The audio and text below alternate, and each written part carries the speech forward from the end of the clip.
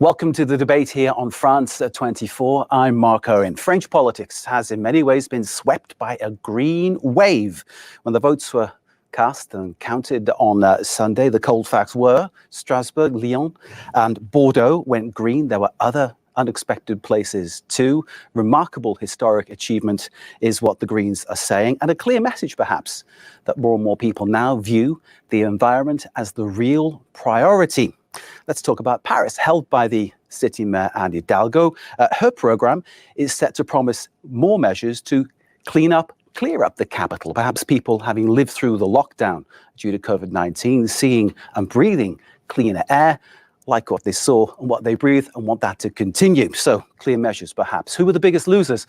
As often in local elections, it's the sitting ruling party, and of course here in France that's the La République en Marche of Emmanuel Macron. A disappointing night for them is somewhat of an understatement. Or maybe perhaps the biggest loser was democracy, because the abstention rate was absolutely historic. Almost 60%, a record low turnout in a French election. So perhaps that's really one of the talking issues. Why didn't people turn out? Number of reasons, of course. Apathy towards politics, perhaps. Fear of infection with COVID-19. Clearly, that was playing on some people's minds. Dissatisfaction with the president, Emmanuel Macron, another issue that we will explore in this discussion. And maybe discontent, the hangover from the Gilets jaunes movement, which, of course, hasn't really gone away, although it's gone quiet of late. Well, here to discuss the fallout from these local elections and all the other issues besides, national, international repercussions that are bound to rebound, time and again in the days and weeks to come. We have a panel of editorial observers with opinions and analysis that I'm sure you are going to enjoy, starting with, and in no order of preference, I assure you. Joining us from London is Catherine Fieschi, a comparative political analyst and director of Counterpoint. Catherine, thank you for being with us. Pleasure. Joining us from Paris, Anne Elizabeth Moutet, columnist for the Daily Telegraph. Anne Elizabeth, as ever, pleasure to have you on the programme. Thank you. And from Nottingham, Paul Smith, Professor of French and Francophone Studies at that university in that great English city. Great to see you, Paul. Pleasure to be here. And last but definitely not least, Matthew Dalton, reporter for the Wall Street Journal, joining us from his apartment there in Paris. All socially distanced. Matthew, thank you very much for being with us. Great to see you. Before I let the panel loose on these topics, let's take a look at this report. Municipal elections are often a chance for voters to voice their discontent with presidents. Although turnout was historically low at about 40%, voters who did cast their ballot on Sunday sent a clear message to Emmanuel Macron. His centrist party was badly defeated, while the Greens won major battles across the country in Lyon, Marseille, Strasbourg and Bordeaux. Only bright spot for Macron, Edouard Philippe was elected in the northern port of Le Havre. The prime minister, who could leave office in case of a major government reshuffle, also talked about the environment. Il nous revient de faire de notre ville, que nous aimons profondément, cette ville exemplaire, cette ville plus douce, cette ville plus verte, cette ville plus attractive. The French president has sometimes failed to take environmental policies that could displease investors, farmers, and other segments of society. A green shift may help Macron regain support among leftist voters, disillusioned by his policies. Macron has famously pleaded for the environment. Make our planet great again. He has 2 years left on his first term to convince voters he really meant it.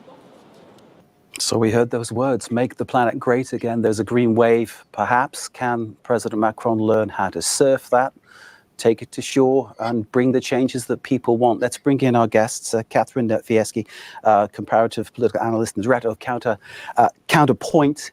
Catherine, what do you feel? Why does France in this way turn green? Would you describe it as a green wave?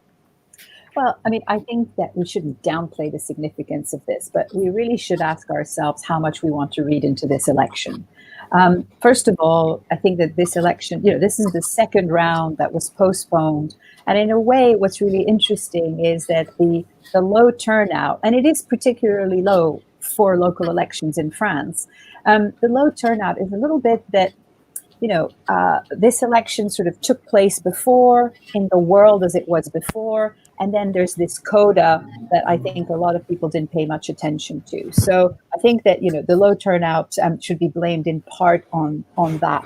In terms of the Greens, what we do see, though, which is I think really significant, is it's true that they captured some very key large cities, as you mentioned, Lyon, Strasbourg, Bordeaux.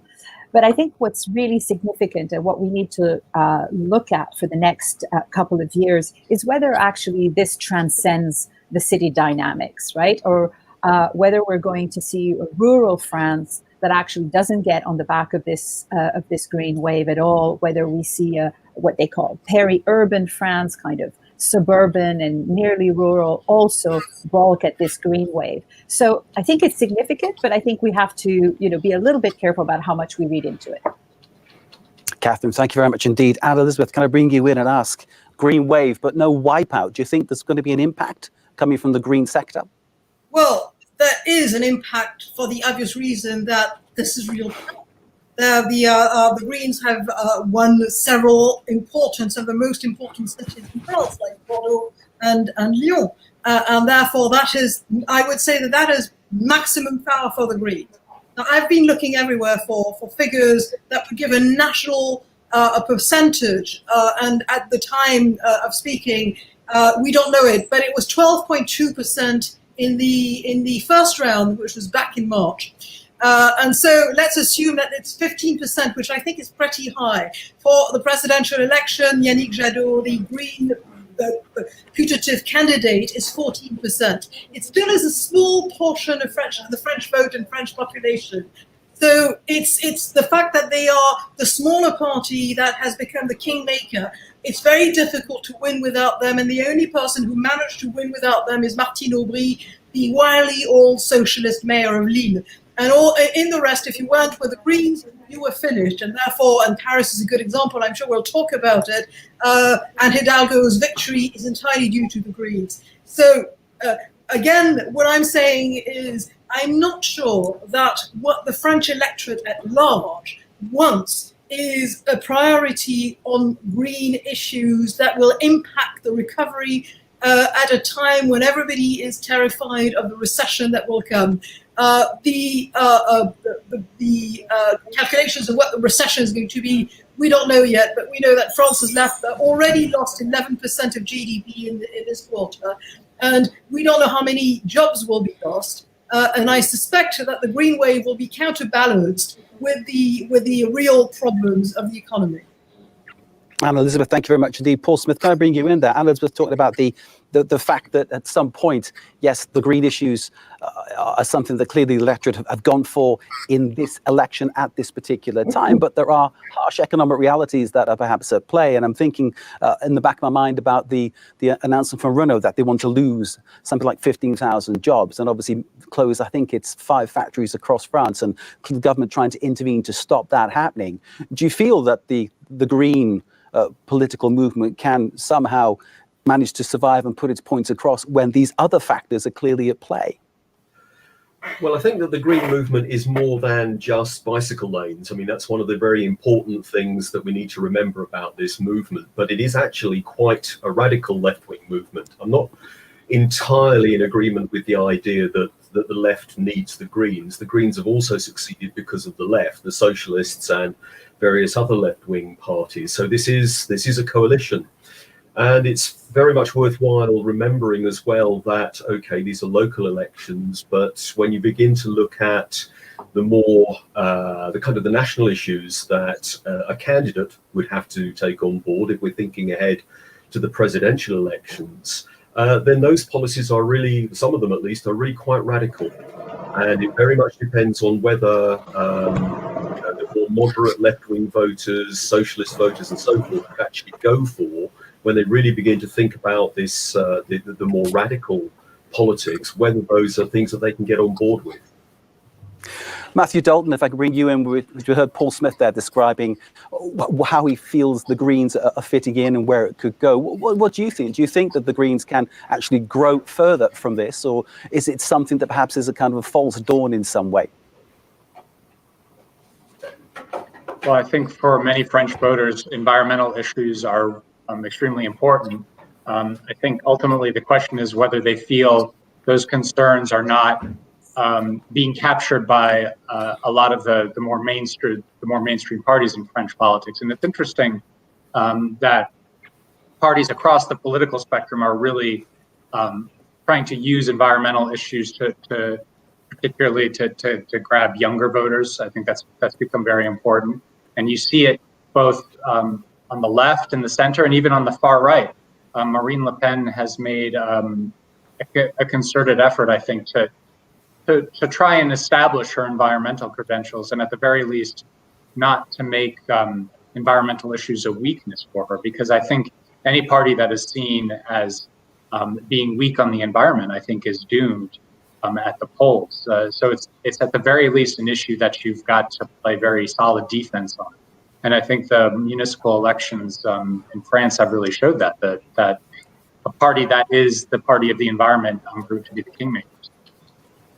Matthew, thank you very much indeed. Let's take a listen to Emmanuel Macron, the president, speaking a little earlier, meeting with the citizens who've been basically putting their heads together, coming up with a few recommendations, I think 149 in all, about how they want to improve French life. Monsieur Macron speaking to them a little earlier. Vous avez tous pesé le fait qu'on ne peut pas répondre à cette urgence en divisant, en opposant, en culpabilisant. C'est parfois l'erreur que nous avons faite, moi-même le premier. On ne peut y arriver qu'en embarquant l'ensemble de nos concitoyens et donc en trouvant les voies d'un vrai consensus. C'est ce que vous avez cherché entre vous. Et c'est maintenant ce que nous devons collectivement chercher au sein du pays pour que l'ensemble de vos propositions deviennent une réalité.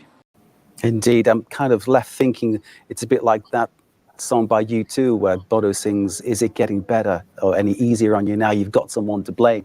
Macron talking about using people as scapegoats. But isn't the problem here that he's going to become the scapegoat for what's happening with his party? Catherine? Well, I mean, I think that there's something that is really important about what happened yesterday is that the major signal we need to interpret is the fact that in the past 3 years, Macron has not built a party. This is really the problem. It's not so much that his party was ousted or lost. They had very little local implantation. They had no mayors to lose. The only way they were going to really do well in these local elections is they'd invested massively in actually developing a party machine, an ideological center, et cetera, et cetera. They haven't done that. So the only way that they could actually compete was to make alliances. They actually, in many respects, they didn't make the right alliances. They didn't really try to seek, to capture the green wave. So I think that this is really important, right? It's not about hating Macron. It's partly about the weakness of the party machinery and the fact that they did not invest in it. I think what's really important, though, about the clip that you showed and about what he was doing this morning, where he was actually hosting the 150 citizens who took part in the climate convention that was set up in the aftermath of the Gilets jaunes, is that if we ask the question, are things really getting better for the Greens? Will they develop on this? What will Macron do with it? Actually, we have two very different visions of what an environmental politics looks like going forward. I think genuinely for Macron, for Merkel, the Green Deal, the European Green Deal can be an engine for growth and part of the recovery package. But what we immediately heard from a lot of the Greens this morning after Macron made his speech was the fact that they really did not want to be instrumentalized in that way, that, they don't really want to be part of a kind of a big green growth, green capitalism kind of initiative. They wanted something a lot more radical, as one of the guests said, in terms of what they think they stand for. So I think it's going to be two very different versions of green that we're going to see, and which one LREM and Macron's party can actually hitch its wagon to for the next 2 years. Interesting to see how that develops. And Elizabeth, can I bring you in on the back of that one and say, and ask you sort of about Emmanuel Macron? I mean, clearly, when he speaks, I think sometimes he says things in an extremely convincing way, but often the public don't appreciate or interpret it in that same fashion. What is it about Monsieur Macron's style which really isn't pleasing the French people? It's the thing is, the voters have longer memories than people think, and politicians think. And just because something is off the news cycle doesn't mean that it's forgotten. And Macron came into the current crisis the COVID crisis, already weakened by the Gilets jaunes, and then weakened by the we've forgotten this, but the long strike against the pension reform, which he has started voicing again that he wanted to put this back on the table. It is an immensely unpopular reform for all sorts of reasons, including the fact that it was badly sold, and that to this day it's not exactly understandable who's going to benefit from it. And in France, usually when you do not shout loud enough, you're the losers in whatever is hammered through by a kind of forced negotiation. It's a very typical French thing. So Emmanuel Macron right now is rejected by the electorate for various reasons. The latest one is, even though France handled actually the COVID crisis not too badly, certainly better than the United Kingdom, the outcomes were better. One figure struck me: in ICUs in French hospitals, you had 15% of people on respirators dying. In the UK on the NHS, it was 40%. And that is really a striking figure. So, but what the major mistake was one in communication, but perception is reality in politics. And the idea that the government spokeswoman said that masks were not necessary. And then a few weeks later, Emmanuel Macron said, we never had a shortage of PPE and of masks, whereas we obviously had them, has destroyed any kind of decent management that was made. So he's coming into this. There are those elections where the first round was back in March, where it was one of those examples of mixed messages. It was just before lockdown for 2 months, and there were many people saying we should postpone that vote, and there were already lots of abstentions. And then the question was, do we have the second round in September? And there was a very political decision taken by the government. They knew perfectly well that La République En Marche would do badly for some reasons, the reasons I explained, but also, quite frankly, because they are a movement, they're not really a party, they don't have the grassroots, they don't have the local implementation, and the result was that they did extremely badly on this one. So he's coming into this, and he can ask you whether it's raining, and you will say no. And that's the worst. He's now talking about a referendum and some of the decisions that the Convention on climate has come to. And whatever the referendum is, and at the Élysée, they're saying, oh, it doesn't matter. We can phrase it so that people will not take it for a referendum on the president. Quite frankly, I think, starting with the example of General de Gaulle, who left after he lost a referendum on the reform of the Senate in '69 because he thought he could swing it. I suspect that having a referendum in a country that is essentially raw, it will be a political defeat. It's a combination of perceptions. Some of those perceptions are very unfair. Some of those perceptions, like the idea that the government is technocratic and top down, and people don't like this anymore, is something that's not entirely false. France has changed, and Macron was seen as a kind of escape from populism that enabled you to vote against the incumbents 3 years ago. But now he's shown himself for what he was, which is somebody from the system. And I think he's also suffering from that. That's a lot of different things. And they coalesce for him to make him an extremely unpopular president. Anne Elizabeth, thank you very much indeed. This is a president, of course, who came into the presidency talking about wanting to be like Jupiter.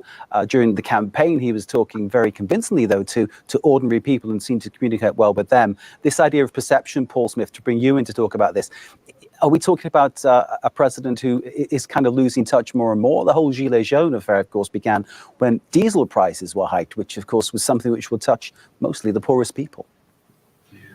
I don't know if he really ever did have the common touch, Macron. I mean, he got himself through a presidential campaign. Yes, there was a vision there. He managed to get enough of the vote together to go through to the second round, and so it goes. But I'm not actually convinced that he really understood.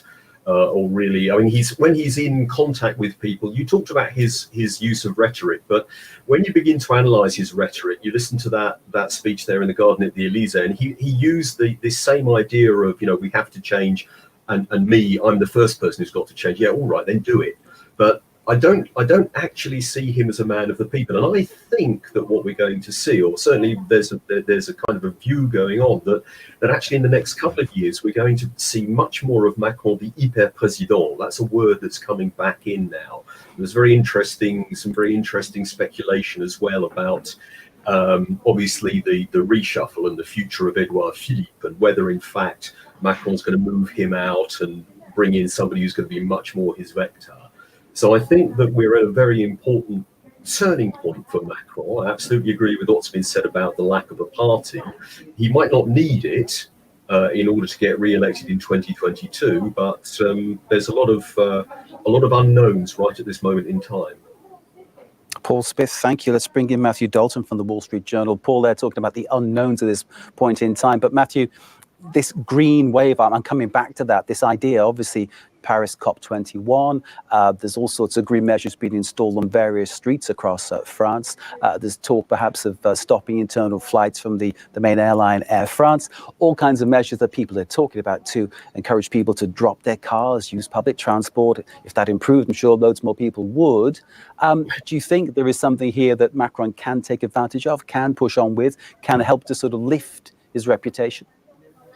I think it's going to be hard because I think Macron has a branding problem, is that he is perceived, and I think rightly so, as an economic liberal. He's trying to he's deregulated France's labor market. He's trying to streamline France's pension system, make it more economically feasible in a way that's seen as liberal in the French and European sense. And I think in France, economic liberalism is basically unpopular. People don't like it, and Macron's policies are unpopular. And I think they were even unpopular when he was running on them. Macron got elected as, it basically was an accident, which is that François Fillon, who's the leading contender for the election, he got hit by a huge scandal. The center right had nowhere else to go. There was only the left and the far right, and so all this support kind of accidentally consolidated around Macron. He became president. But I think a lot of people took that to mean that the French suddenly expressed some amazing appetite for economic reform and economic liberalism, and I don't think that's true. And in France, the environmental issues are frequently juxtaposed against economic liberalism. I think that the problem with Macron's branding is that his policies are perceived, and I don't think it's fair, but I think they are perceived as the policies of rapacious capitalism, and that they're policies that are bad for the environment. And I think that is unfair because a lot of the things that he's proposing, such as the fuel tax, was to reduce carbon dioxide emissions. I think he's really trying to introduce green incentives for cars, for example, for the French to buy more environmentally friendly cars. That's been one of his big things. But getting the French people to buy on to the idea that he is the green candidate, I think is going to be pretty much impossible. Matthew, thank you very much indeed. Turning to you, Catherine, Matthew's point there about the branding, it kind of begs the question, is the person that's defeated Macron himself? Because the opposition, if you look, seems to be very much in disarray. There seems to be no real strength there. The strength that they have appears to be Macron's own kind of weakness, I suppose, shooting himself in the foot on many occasions. I think that's true. And I think it's a really important question for going forward. Basically, Macron got elected, as Matthew rightly said, it was a bit of an accident. He had a stroke of luck. He's very talented. He made the most of it. He kind of blew up the system. And I think he understands that the only way that he can get reelected is if he can avoid some other new kid on the block actually overtaking him, another outsider. Not so much the Marine Le Pens and the Mélenchons, the more traditional left and right populists, but actually, somebody coming out from left field, because he knows how well that works in politics, which is why I think he's so intent on reinventing himself. That's something that's really important. The other thing that we need to keep in mind, though, and this goes back to some of the points that Matthew was just making, which is that, in a sense, he has in this, through this catastrophic pandemic, he has a perfect opportunity to reinvent himself because he has no choice.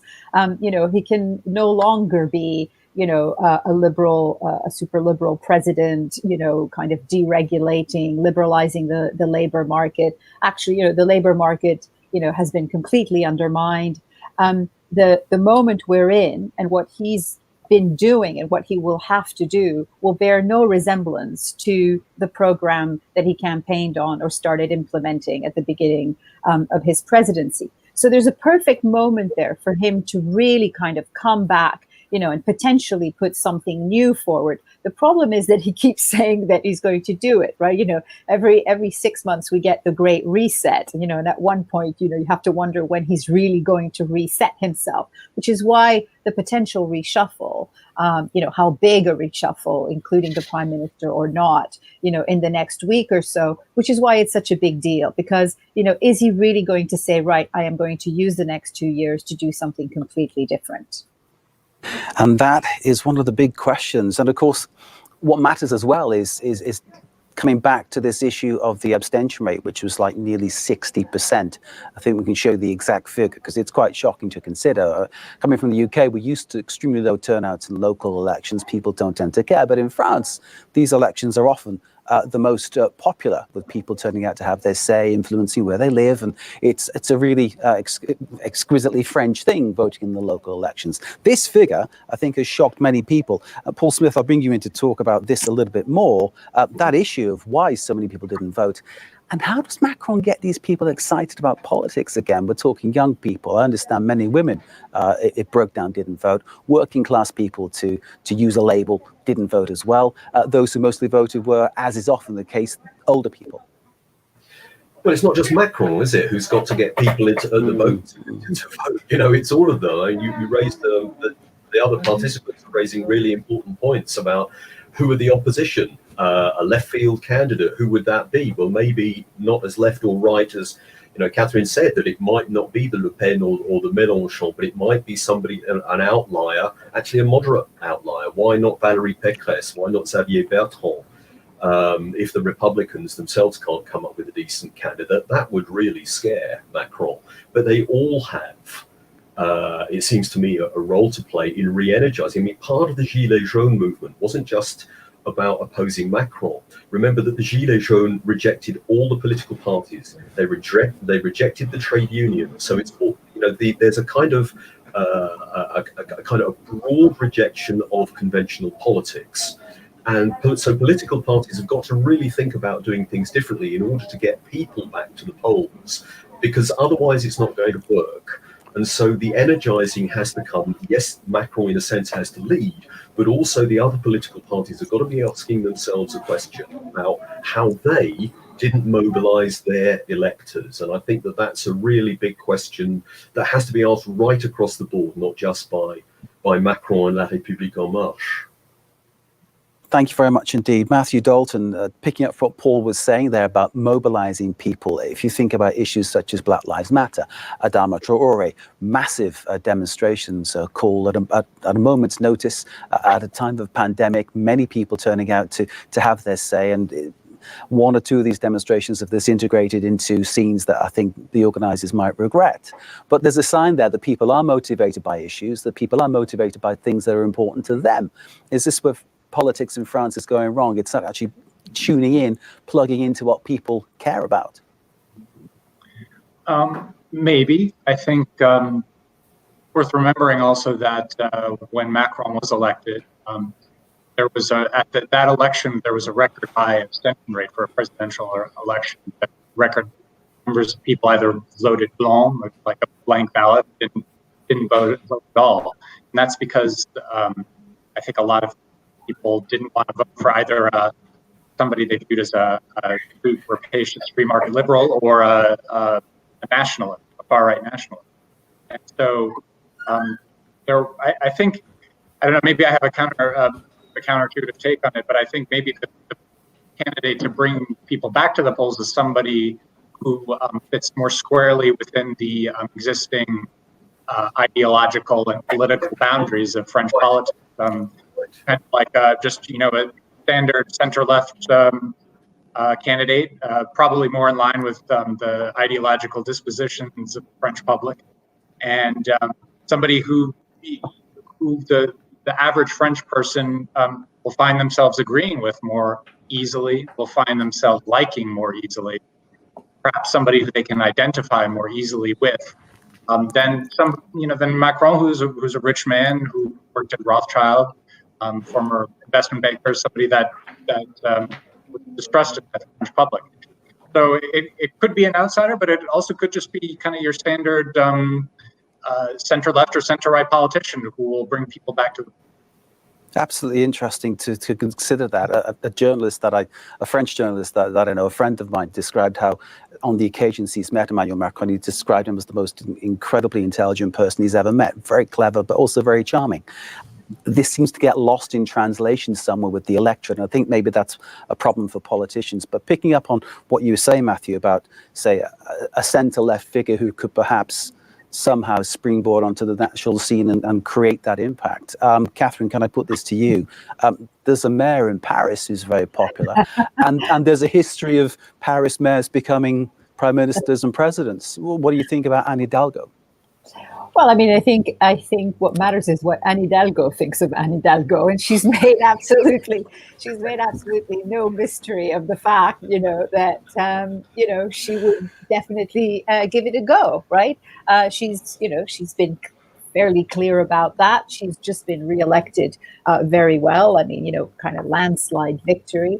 To some extent, she had already pegged her success on more environmental measures and so on. A lot of measures actually that really irritated Parisians enormously.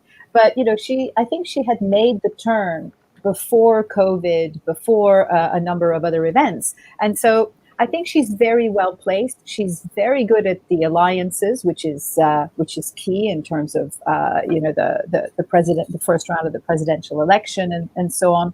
And also, it's going to be an interesting election in 2022 because I think all parties at this point have pretty much sworn off primaries because it was such a complete disaster last time. So I think that it would be fairly unpredictable, between outsiders and, people who are tried and tested like Anne Hidalgo. But also, what she also has going for herself is the fact that she's not tainted by the Hollande years, right? She's actually somebody who comes in, she's recognizably socialist, good at alliances, but untainted by past policies, at the national level. So I think she's in a strong position. Catherine, thank you. Paul, I'd like you to comment on that as well, and any other issues that you want to fall back on or bring back into this debate, because obviously from your perspective, removed as you are in the UK, looking at it with your own unique perspective, your points of view are extremely interesting. Anne Hidalgo, though, do you see her as a possible big hitter between now and the next 2 years? Well, I think it's exactly as Catherine said. It really depends on Anne Hidalgo. She's got the Olympics coming up in 2024. She might not. Why would you? Well, she's not going to risk that. If she lost the presidential election, she'd still be mayor of Paris. But she'd still run the Olympics and so forth. But, it's really a question. The question that's in the back of my mind, and it's something that was raised when Martine Aubry was a candidate for the left-wing nomination in 2012. Do you want it? Do you really want to be president? Do you want it badly enough? And I've said this, I think, with you previously. I doubt it with François Baroin on the right. I doubt it with Hidalgo. And, Edouard Balladur very famously said, you've got to think about wanting to be president all the time. And then Fabius said, I think about being president even when I shave. And then Sarkozy said, not only when I shave do I think about being president, and you've got to really want this. And I don't see Hidalgo wanting it.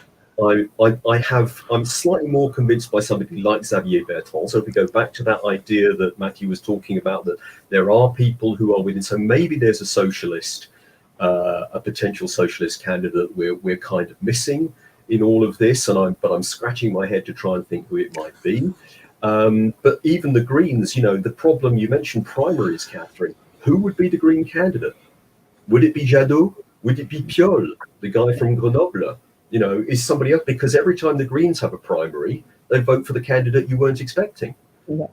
So we expected Hulot in 2012 and got Joly. We were expecting Duflo in 2017 and we got Jadot. So, the question is who's going to emerge? The only person we know is going to be there in 2022, or possibly two. Macron, maybe, Le Pen, and everything else is the brass. And that issue about, you mentioned Le Pen, of course, the far right, although not apparently wearing the Rassemblement National label, taking Perpignan in these elections, and that's another historic move. Matthew, what do you read into that? Is this something that is indicative of a greater move? As Paul was saying, Le Pen will be there as a candidate in 2 years' time. Oh yeah, she's definitely going to be there. I think it's likely she'll be, in the second round, and I think Le Pen did the National Rally, and Le Pen did something very important, which is they got rid of one of their most unpopular positions, which is leaving the Eurozone. The National Rally is no longer for getting out of the Eurozone. That was a position that was really unpopular among the French public. And if one of the defining policies of your party is something that's really unpopular, not many people are going to vote for you. And yet she did get the most votes that the National Front, far right, has ever gotten. So I think, she stands a very real chance with this kind of new party platform, centered more around anti-immigration policies, which are more popular than getting out of the Eurozone. She's going to be a major threat to be president. I don't want to, threat or not, she's going to be one of the major candidates, and I think it stands like a really an underappreciated chance of winning. And in terms of what this then means for Macron between now and the end of his mandate and the next presidential election, that green pressure, that far right pressure, is that going to pull him in two different senses? Is that going to create even more ambiguity about the way he campaigns and what he says? Catherine? I think that he's going to keep plugging the line that he plugged in the European elections. Basically, essentially it's near the barbarians. I think in his tent, he's going to try and bring in more Greens and more green policies. My hunch is that he will not necessarily run that closely with his party. I think, he's understood that, possibly his best bet is to, despite his personal unpopularity, is actually to try and go it alone and have a kind of very sui generis persona. It's going to be very tricky. I think one thing we need to keep in mind in terms of energizing French politics is that actually Macron does understand that need. Whether it was the Grand Débat, whether it was the Convention Citoyenne pour le Climat, this multi-question referendum that he says he's open to holding sometime in 2021, he's very good at doing this. He understands that this is a very good way to campaign, and he's good at it. And secondly, he understands that, despite people's reservations that it might be a bit twee, a bit manipulative, actually, most of these have been seen as, relatively successful. So I think he might position himself as the person who, keeps giving, the voice back. He's not an ordinary person. He stopped pretending that he's an ordinary person, but potentially organizing, the frameworks through which people express themselves between now and 2022 is potentially a way of doing it. The pandemic isn't finished. There's possibly a big recession to come. The effects of that, of course, are going to be extremely important on the next 2 years. And Paul Smith, I'm wondering whether there are more aspects that perhaps we haven't quite got the measure of to come, which may play an even larger role in how it all turns out. Well, I think in terms of getting votes, yes, there's how he plays the rest of the pandemic. There's coping with the recession. There's also, do I go back and do I try to deal with the other problems that have arisen?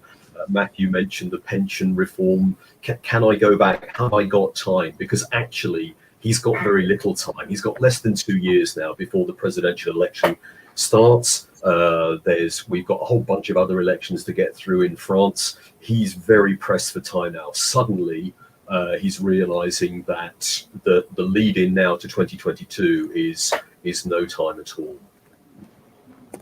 And finally, Matthew, your thoughts? Do you see things on the horizon that could derail even further the LREM locomotive?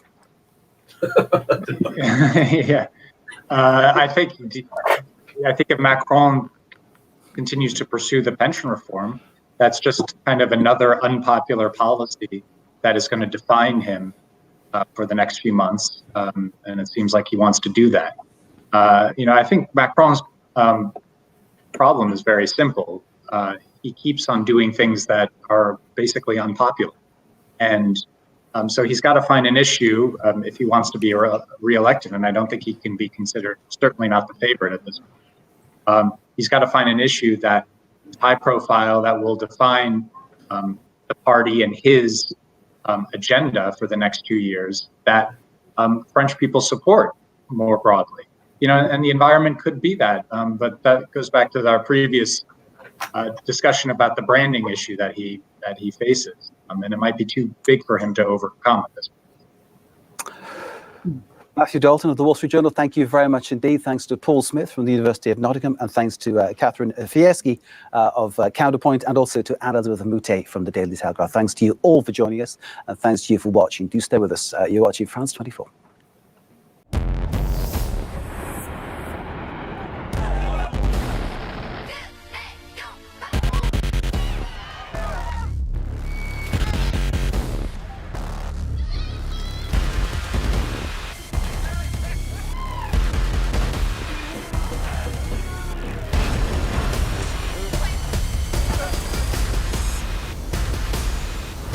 Liberté, égalité, actualité.